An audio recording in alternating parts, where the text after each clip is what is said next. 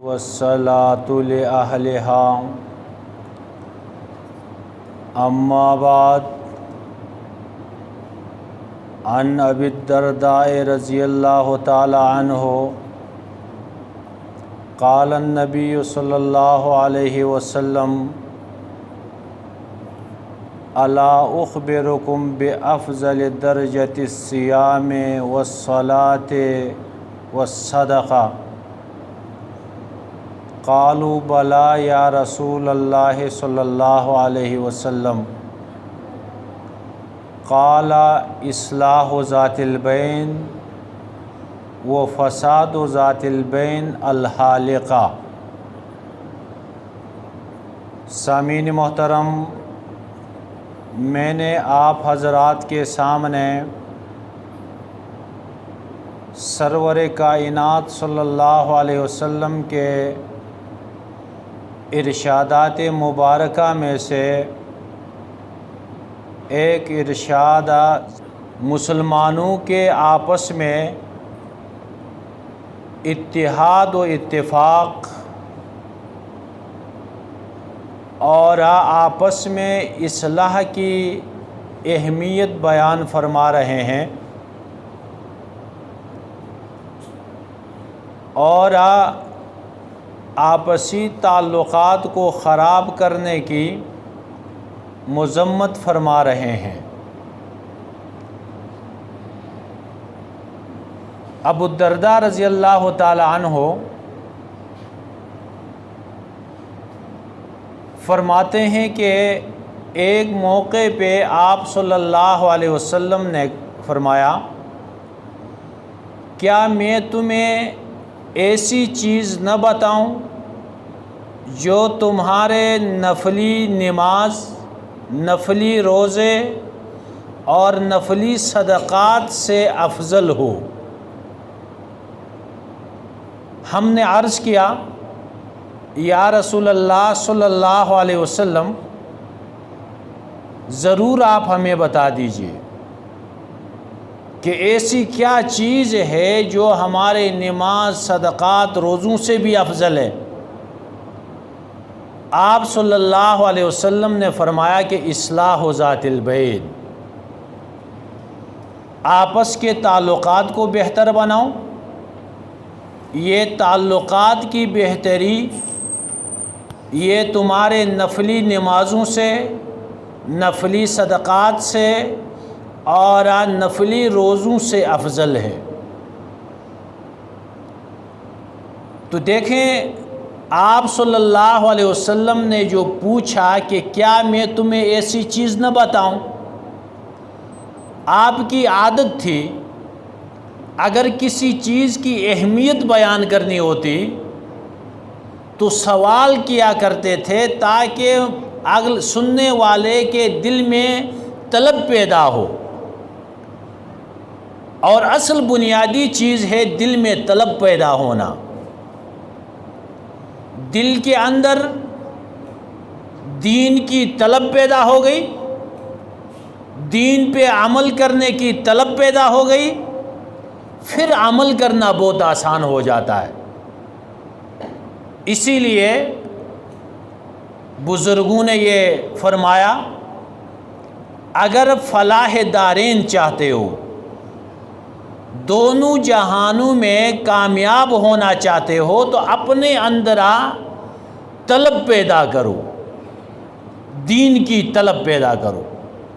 Saadi صاحب کہتے ہیں کہ آپ پانی کی تلاش میں مت پڑو، اپنی پیاس کو بڑھاؤ۔ جب پیاس بڑھے گی، پانی کی طلب خود بخود ہو جائے گی۔ تو بنیادی جو چیز ہے اپنے اندر طلب پیدا کرنا ہے، اور جس کے اندر طلب پیدا ہوا وہ کبھی چین سے نہیں بیٹھ سکتا۔ ایک آدمی کو بھوک ہے، اب وہ بے چین ہے، پیاسا ہے، وہ پانی کے پیچھے بے چین ہے، اور کسی میں اگر دین کی طلب آ گئی تو وہ بھی بے چین ہوگا عمل کے لیے۔ صحابہ کرام کی زندگی دیکھی، ان میں یہ طلب تھی۔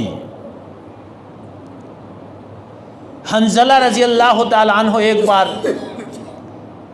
چیختے ہوئے آئے، نافق حنظلہ، نافق حنظلہ، حنظلہ تو آج منافق ہو گیا ہے، منافق ہو گیا۔ دوڑتا ہوا آپ صلی اللہ علیہ وسلم کے پاس آیا۔ آپ صلی اللہ علیہ وسلم نے فرمایا کہ حنظلہ کیا ہوا تمہیں؟ کہنے لگے یا رسول اللہ صلی اللہ علیہ وسلم میں تو منافق ہو گیا ہوں۔ فرمایا کیسے منافق ہوا؟ کہتے ہیں کہ جب ہم آپ کی مجلس میں آتے ہیں، بیٹھتے ہیں، تو ہمارے اندر ایک طلب ہوتی ہے، ایک فکر ہوتی ہے آخرت کی، اور جب ہم اپنے گھروں میں جاتے ہیں، ہم اپنے بچوں کو دیکھتے ہیں تو وہ حالت نہیں رہتی۔ آپ صلی اللہ علیہ وسلم نے ان کو تسلی دی، کہا یہ حالات آتے رہتے ہیں، آدمی ہر حالت میں ایسا فکر مند نہیں ہوتا۔ اور ایک روایت میں فرمایا کہ اگر تمہاری حالت جو میرے مجلس میں ہوتی ہے، اگر عام حالات میں بھی ایسے بن جاؤ تو فرشتے تمہارے ساتھ مصافحہ کرتے۔ تو یہ ان کے اندر ایک تڑپ تھی۔ عمر فاروق رضی اللہ تعالیٰ عنہ، جن کے بارے میں آپ صلی اللہ علیہ وسلم نے فرمایا کہ میرے بعد اگر کوئی نبی ہوتا تو وہ عمر ہوتے، جنت کی خوشخبری ان کو سنائی۔ لیکن وہ حذیفہ رضی اللہ تعالیٰ عنہ سے کہتے ہیں، حذیفہ رضی اللہ تعالیٰ عنہ کے پاس آپ صلی اللہ علیہ وسلم کی ایک امانت تھی۔ جو منافقین تھے، جن کی نشاندہی اللہ رب العزت نے آپ صلی اللہ علیہ وسلم کو کی تھی، ان میں سے جو نام تھے وہ حذیفہ رضی اللہ تعالیٰ عنہ کو آپ صلی اللہ علیہ وسلم نے بتائے تھے، اور یہ امانت تھی ان کے پاس، کسی کو بتانا نہیں ہے۔ عمر فاروق رضی اللہ تعالیٰ عنہ حذیفہ رضی اللہ تعالیٰ عنہ کے پاس آ کے کہتے ہیں، حذیفہ میں تمہیں خدا کی قسم دیتا ہوں، آپ ذرا مجھے یہ بتاؤ، میں یہ نہیں پوچھتا کہ منافقین کون کون ہیں، یہ تو ایک راز ہے، آپ کے پاس امانت ہے، مجھے صرف اتنی بات بتاؤ کہ میرا نام ان منافقین میں شامل ہے یا نہیں۔ اتنا خوف ان کے اندر موجود۔ اور دوسرے موقع پہ عمر فاروق رضی اللہ تعالیٰ عنہ فرماتے ہیں، اگر قیامت کے دن یہ اعلان ہو جائے کہ پوری دنیا کے لوگ جنت میں جا رہے ہیں، ایک بندہ ایسا ہے جو جہنم میں جائے گا، تو کہتے ہیں کہ میرے اپنے رب کا اتنا خوف مجھ میں ہے، میں سمجھوں گا کہ وہ بندہ میں ہی ہوں۔ اور اگر یہ اعلان ہو جائے کہ پوری کائنات جہنم میں جائے گی اور ایک بندہ جنت میں جائے گا، تو میں اپنے رب سے یہ امید کرتا ہوں کہ وہ بندہ بھی میں ہی ہوں گا۔ تو بہرحال ان کے اندر ایک طلب تھی۔ تو جس بندے کے اندر طلب آ جائے، توجہ آ جائے، پھر اللہ رب العزت راستے کھول دیتے ہیں۔ صرف طلب لانا ہے اپنے اندر، دین کی طلب، عمل کی طلب۔ یوسف علیہ السلام کا واقعہ قرآن میں مشہور واقعہ ہے۔ زلیخا نے ان کو بند کیا اور 7 دروازے تھے، ہر دروازے کو تالا لگا ہوا ہے، اس کے اندر یوسف علیہ السلام سے برائی کا مطالبہ کر رہی ہے۔ تو یوسف علیہ السلام نے کیا کام کیا؟ ایک تو اللہ سے مانگا، ربا مجھے اس برائی سے بچا لے۔ دوسرا کام جو ان کے بس میں تھا، وہ دوڑ کے دروازے تک آ گئے ان کے اندر طلب تھی، تڑپ تھی، دروازے تک آ گئے تو اللہ رب العزت نے وہ دروازے کھول دیے۔ تو یہ اصول قیامت تک آنے والے لوگوں کے لیے، جو اپنے اندر طلب پیدا کرے گا، اللہ رب العزت کی طرف متوجہ ہوگا، اللہ رب العزت اس کے لیے راستے کھول دیں گے۔ تو اس حدیث میں آپ صلی اللہ علیہ وسلم نے صحابہ کرام کے اندر ایک طلب پیدا کی اور پوچھا کہ کیا میں تمہیں ایسی افضل ترین چیز نہ بتاؤں؟ صحابہ کرام کو نماز کے فضیلت کا علم تھا، صدقے کے فضیلت کا علم تھا، روزے کی اہمیت اور فضیلت کا علم تھا۔ عرض کیا کہ یا رسول اللہ صلی اللہ علیہ وسلم ضرور ہمیں بتا دیجیے۔ فرمایا کہ اصلاح ذات البین، آپس کے تعلقات کو بہتر بنانا، یہ بہترین عمل ہے، افضل ترین عمل ہے کہ جہاں کہیں دو مسلمان آپس میں ان کی رنجش ہو جاتی ہے، آپس کے تعلقات خراب ہو جاتے ہیں، اور دوسرا بندہ ان کے درمیان جوڑ لانے کی کوشش کرتا ہے، تو یہ جوڑ لانے والا نفلی صدقات اور نمازیں روزے رکھنے والوں سے اس کا درجہ بلند۔ آج کل ہمارے معاشرے میں تماشائی بننے کی کوشش کی ہوتی ہے کہ کسی طریقے سے دو فریق کا، دو افراد کا آپس میں اختلاف ہو جائے، وہ بڑھانے کی، اس آگ کو بڑھانے کی کوشش ہوگی، لیکن اس کو بجھانے کی اور مٹانے کی کوشش نہیں ہوتی۔ آپ صلی اللہ علیہ وسلم نے فرمایا کہ جھوٹ بولنا گناہ کبیرہ ہے، لیکن آپ بعض حالات ایسے ہیں جہاں پہ جھوٹ بولنا ثواب ہوتا ہے، کہ دو مسلمانوں کا آپس میں صلح ہو رہا ہے اور جو صلح کرانے والے ہیں وہ وہاں جھوٹ بھی بولتے ہیں، تو یہ جھوٹ بولنا ان کے لیے جائز اور اس صلح پہ اس کے لیے اجر ملے گا۔ تو اصلاح ذات البین یہ بہترین عمل۔ آپ صلی اللہ علیہ وسلم اپنی زندگی میں ایک بار عصر کی نماز مسجد نبوی میں نہیں پڑھائی، اور وہ کیوں نہیں پڑھائی؟ کہ دو فریق آپس میں کوئی جھگڑا ہوا، ان کا کوئی اختلاف ہوا، تو آپ صلی اللہ علیہ وسلم ان کے درمیان صلح کرنے کے لیے چلے گئے، اور مسجد نبوی کی جو امامت تھی وہ عبد الرحمن ابن عوف رضی اللہ تعالیٰ عنہ نے کی۔ اس سے اس کی اہمیت واضح ہوتی کہ آپس میں تعلقات بہتر بنانا، ایک دوسرے کے ساتھ ہمدردی کے ساتھ پیش آنا، ایک دوسرے کا خیر خواہ بننا، یہ بہت بڑی فضیلت والی چیز۔ اور اس کے مقابلے میں وہ فساد ذات البین الحالقہ، آپس کے تعلقات کو خراب کرنے والا، یہ موڑنے والی چیز۔ اور پھر فرمایا کہ موڑنا بھی بالوں کا موڑنا نہیں بلکہ اعمال کا موڑنے والا ہے، کہ دو مسلمانوں کو، دو فریق کو آپس میں لڑانے والا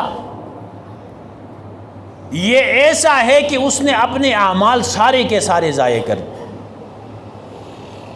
اللہ رب العزت کو محبوب ترین شخص وہ ہے جو دو مسلمانوں کے درمیان اصلاح کی فکر میں لگا رہتا ہے۔ اللہ رب العزت کو مبغوض ترین شخص وہ ہے جو دو افراد میں، دو جماعتوں میں توڑ لانے والا ہو۔ تعلقات خراب کرنے والا، یہ اللہ رب العزت کو انتہائی مبغوض ترین شخص۔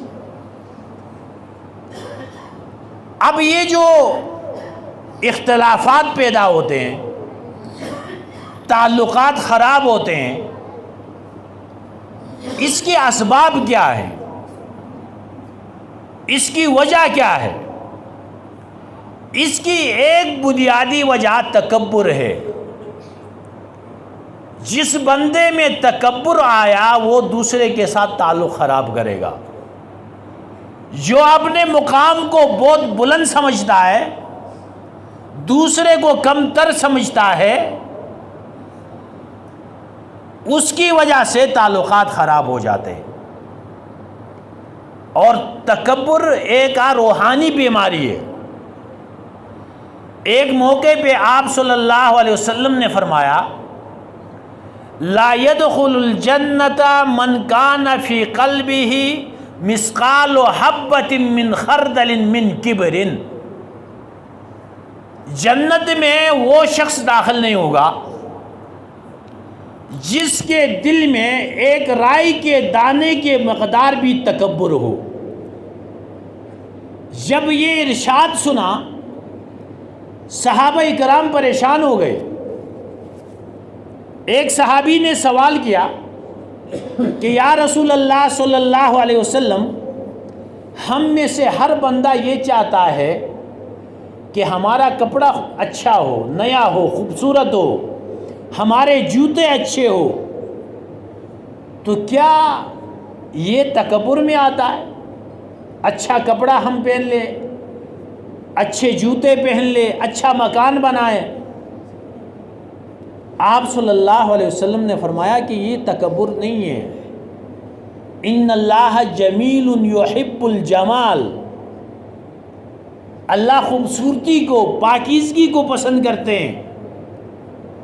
تکبر یہ ہے کہ بطر الحق و غبط الناس، حق بات کو ٹھکرا دینا اور لوگوں کو ہلکا سمجھنا، لوگوں کو اپنے آپ سے کم تر سمجھنا۔ اب یہ اختلاف تکبر کی وجہ سے کیسے؟ ایک شخص کہتا ہے کہ مجھے جو پروٹوکول ملنا چاہیے تھا، میرا اعزاز و اکرام ہونا چاہیے تھا، ان لوگوں نے وہ اعزاز اکرام نہیں کیا۔ میں فلاں کے گھر میں گیا تھا، اس نے میرا اعزاز اکرام ایسا نہیں کیا۔ اب آج دل میں وہ جو تکبر کی بیماری ہے، اس وجہ سے یہ اختلاف کی بیچ اس کے دل میں آ گئی کہ میرا جو مقام تھا وہ مقام مجھے نہیں دیا گیا۔ تو یہ جو تکبر ہے، اس کی وجہ سے بہت سارے لوگ گمراہ ہو گئے۔ سب سے پہلے آسمانوں پہ تکبر کرنے والا ابلیس، 80,000 سال اللہ کی عبادت، اور آخر میں صرف اللہ کے ایک حکم میں اس نے تکبر کیا، اللہ نے اسے مردود بنا دیا۔ ابا واستکبر وکان من الکافرین، انکار کیا، اپنے آپ کو بڑا سمجھا اور وہ کافر ہو گیا۔ تو متکبر بندہ جو ہوتا ہے، اللہ رب العزت ایسے بندے کو ایمان بھی پسند نہیں کرتے، ایمان اس سے نکال دیتے ہیں۔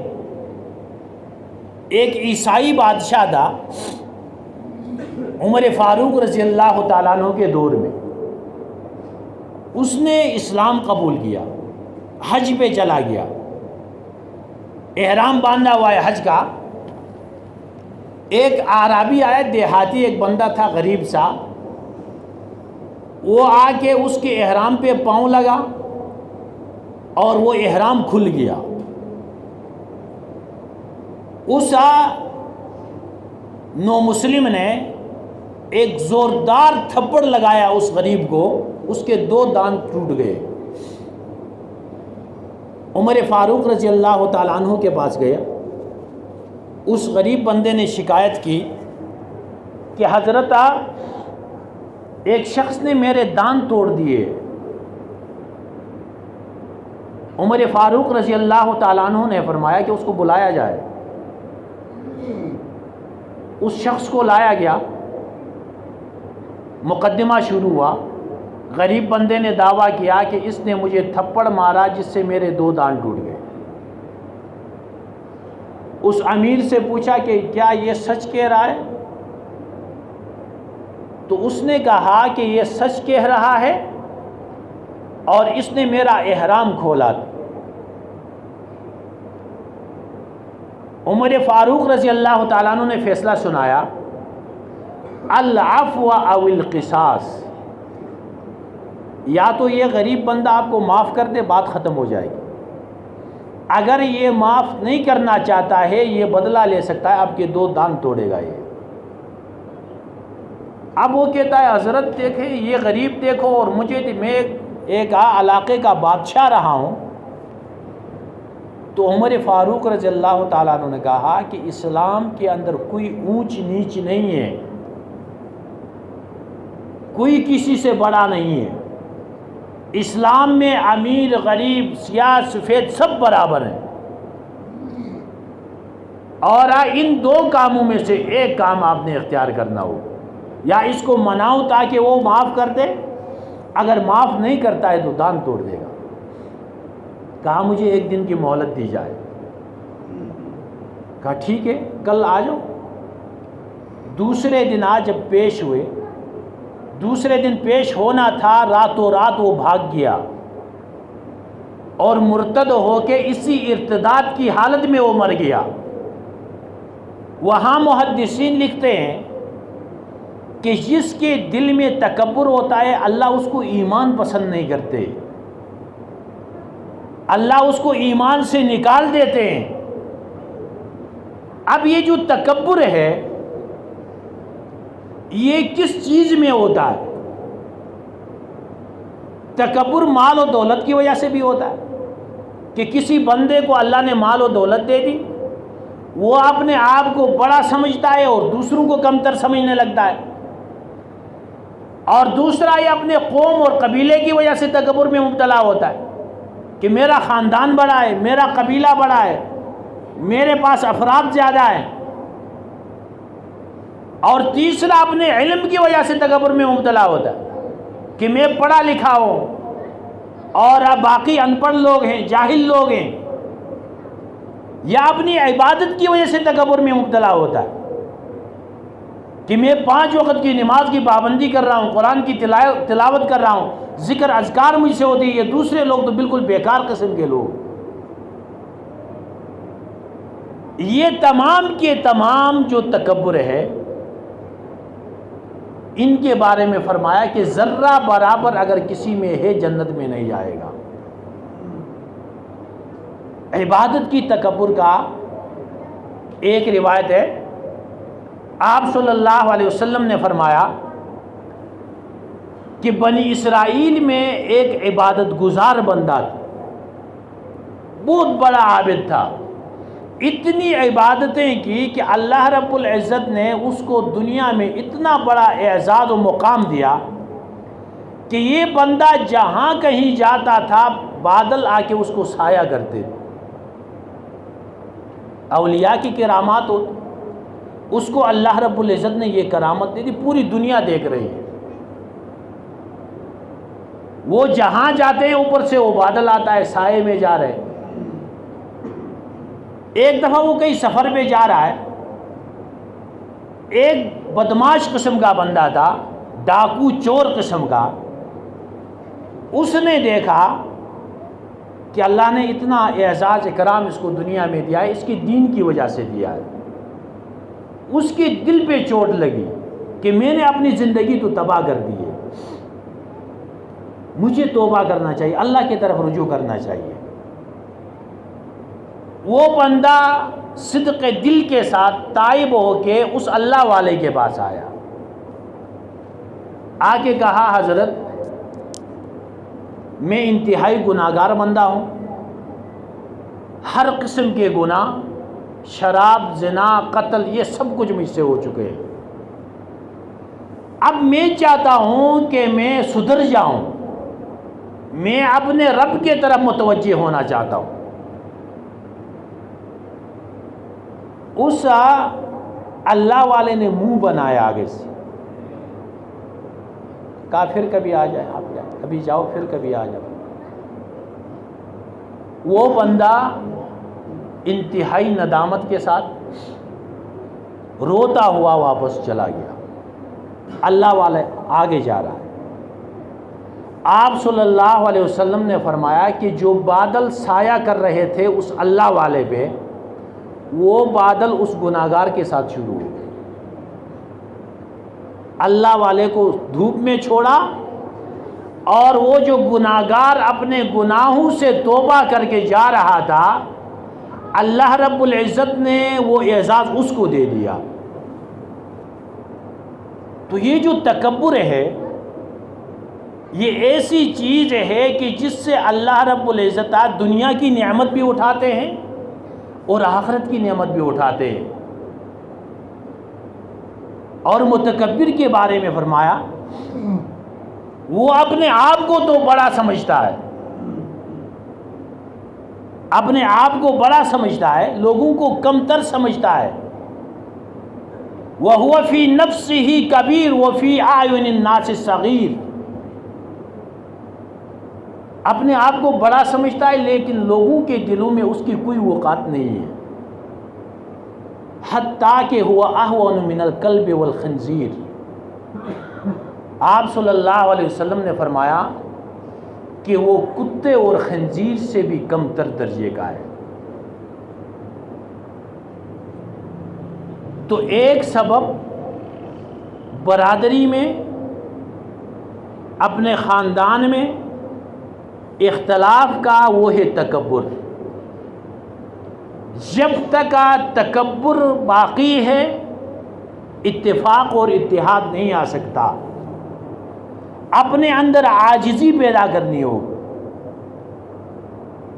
ہر ایک کو ایک مقام دینا ہوگا. اگر میں ہی میں ہو وہاں اتفاق اتحاد نہیں آ سکتا.